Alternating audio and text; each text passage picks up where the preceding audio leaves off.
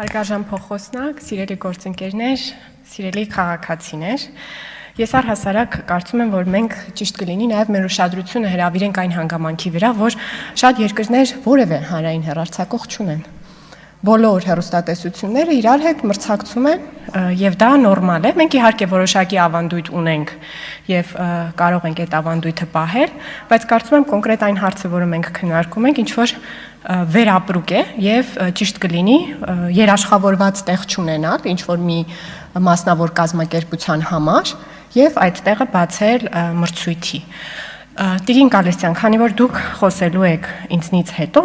ապա ես առաջարկում եմ, որ որևէ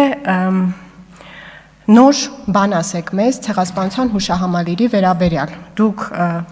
որոշ ժամանակ առաջ ազգային ժողովում հետևյալ տեքստն եք արտաբերել, որ այնինչ կատարվել է հանրապետական նշանակության հուշարձանի հետ, պարզապես վանդալիզմ է։ Վնասվել են եւ վերականգնման ենթակա չեն մույթեր, սալեր, սանդուղք, վերականգնման ենթակա չեն։ Աշխատուժ նավիրել է, ինչպես կարողացել է որոշ հատվածներ անգամ անհնար է նախնական տեսքով վերականգնելը։